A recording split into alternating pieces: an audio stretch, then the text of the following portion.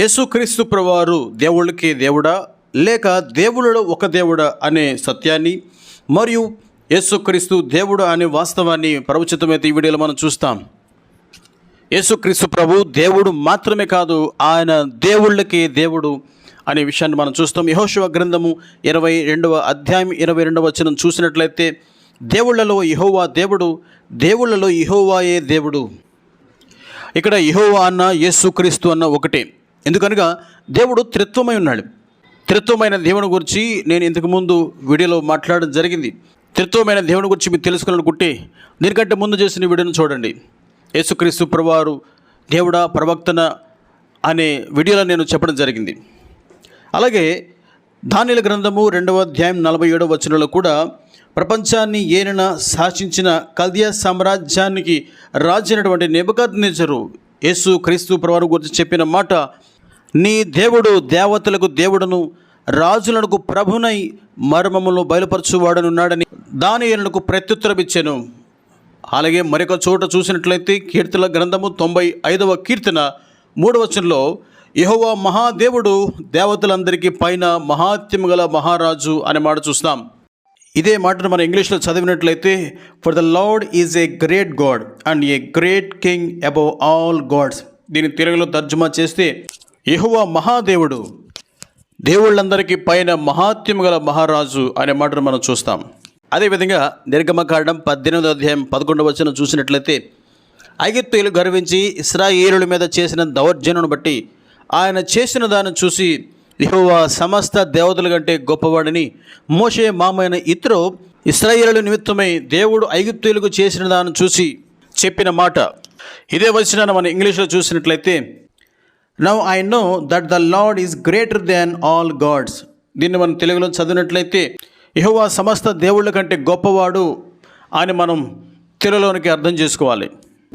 కీర్తనల గ్రంథం 82:1 మనం చూసినట్లయితే దేవుని సమాజంలో దేవుడు నిలిచున్నాడు, దైవముల మధ్యను ఆయన తీర్పు తీర్చుచున్నాడు. ఈ వచనం ఇంగ్లీష్లో ఇంకా మంచిగా ఉంది. He judged among the gods అని ఉంది. అనగా దేవుళ్ళ మధ్యలో ఆయన తీర్పు తీర్చుచున్నాడు. బైబిల్ చెప్తున్న సత్యం ఏంటంటే అసలు లోకములో దేవుడే లేడు. ఎఫెసీయులకు రాసిన పత్రిక 2వ అధ్యాయం 12వ వచనం చదివినట్లయితే ఆ కాలమంది అయితే ఇశ్రాయేలుతో సహపౌరులుగాక పరదేశులను, వాగ్దాన నిబంధనలు లేని పరజనులను, నిరీక్షణ లేని వారును, ఆ కాలమందు దేవుడు లేని వారి ఉండి క్రీస్తుకు దూరస్తుల ఇంటారని జ్ఞాపకం చేసుకుని అని పౌలు గారు ఎఫెసీ సంఘంలో ఉన్నటువంటి పరిశుద్ధులుగా చెప్పడం మనం చూస్తున్నాం. మరొక అద్భుతమైన సత్యవచనం ఏంటంటే ఇర్మియా గ్రంథం 10వ అధ్యాయం 10వ వచనం మనం చదివితే యెహోవాయే నిజమైన దేవుడు, ఆయనే జీవము గల దేవుడు, సదాకాలము ఆయనే రాజు. అదేవిధంగా రెండవదిగా యేసుక్రీస్తు ప్రభువారు ఎవరు అంటే ఆయన దేవుడు అనే విషయాన్ని పరిశుద్ధ గ్రంథంలో ఏ పుస్తకాలలో యేసుక్రీస్తు ప్రభువారు దేవుడు అనే మాట రాయబడిందో కూడా మనం చూస్తాం. అంటే మీకు అర్థం కావడం కోసమని ఉన్నటువంటి రిఫరెన్స్ని నేను చూపిస్తున్నాను. అంతేగాని మిగిలిన చోట్ల యేసు ప్రభువారు దేవుడు లేదు కదా, ఆయన దేవుడు కాదు అనడానికి లేదు. యెషయా గ్రంథము 9వ అధ్యాయం 6వ వచనంలో మనం చదివితే ఏలయనగా మనకు శిశువు పుట్టెను, మనకు కుమారుడు అనుగ్రహింపబడెను, ఆయన భుజము మీద రాజ్యభారముడును, ఆశ్చర్యకరుడు, ఆలోచనకర్త, బలవంతుడైన దేవుడు, నీతుడగు తండ్రి, సమాధానకర్తకు అధిపతి అని అతనికి పేరు పెట్టబడెను. ఇది యేసుక్రీస్తు ప్రభువారిని గురించి యెషయా భక్తుడు ప్రవచించిన ప్రవచనం. ఇక్కడ యేసుక్రీస్తు ప్రభువారిని గురించి చెప్తున్నాడు. ఆయన ఆశ్చర్యకరుడు, ఆలోచనకర్త, బలవంతుడైన దేవుడు. ఇక రెండవదిగా రోమిలికి రాసిన పత్రిక 9వ అధ్యాయము 4వ వచనం చదివితే మనకు అర్థమవుతుంది. వీరు ఇశ్రాయేలీలు దత్తపుత్రత్వమును, మహిమయు, నిబంధనలను, ధర్మశాస్త్ర ప్రధానమును, అర్చనాచారాదులను, వాగ్దానములను వీరివి. పితరులు వీరివారు, శరీరమును బట్టి క్రీస్తు వీరిలో పుట్టెను. ఈయన సర్వాధికారి అయిన దేవుడి ఉండి నిరంతరము స్తోత్రార్హుడై ఉన్నాడు. ఆమేన్. యేసుక్రీస్తు ప్రభువారు సర్వాధికారి అయిన దేవుడు అనే మాట ఇక్కడ చూస్తున్నాం. మరొక మాట చూస్తాము. అపోస్తలుడైన పౌలు గారు తీతుకు రాసిన పత్రిక 2వ అధ్యాయము 13వ వచనంలో మనం చదివితే మహాదేవుడును మన రక్షకుడైన యేసు క్రీస్తు మహిమ యొక్క ప్రత్యక్షత కొరకు ఎదురు చూచుచు ఈ లోకములో స్వస్థ బుద్ధితోనూ నీతితోనూ భక్తితోనూ బ్రతుకుచుండవలనని మనకు బోధించుచున్నది.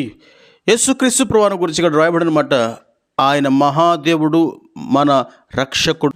మరియు అపోస్తలుడైన పౌలు తిమోతికి రాసిన మొదటి పత్రిక 6వ అధ్యాయం 15-16 వచనాలు మనం చదివితే, శ్రీమంతుడను అద్వితీయుడనగు సర్వాధిపతి యుక్త కాలములందు ఆ ప్రత్యక్షతను కనపరచును.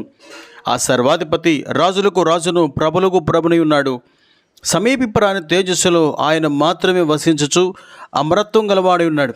మనుషుల్లో ఎవడనూ ఆయనను చూడలేదు, ఎవడనూ చూడనేరడు. ఆయనకు ఘనతయు శాశ్వతమైన ప్రభావమును కలిగి ఉండునుగాక. ఆమేన్. యేసుక్రీస్తు ప్రభువారిని ఇక్కడ రాజులకు రాజు, ప్రభులకు ప్రభు అని సెలవిస్తున్నాడు. ఇదే వచనాన్ని ఇదే మాటను ప్రకటన గ్రంథము 19వ అధ్యాయం 16వ వచనం కూడా మనం చూడగలం. యేసుక్రీస్తు ప్రభువారి తోడ మీదను వస్త్రం మీదను రాజులకు రాజు, ప్రభులకు ప్రభు అనే మాట రాయబడడం చూస్తాం. ఈ విధంగా ఇంకా అనేకమైన రెఫరెన్సెస్లో యేసుక్రీస్తు ప్రభువారు దేవుడు అని రాయబడడం మనం చూడగలం.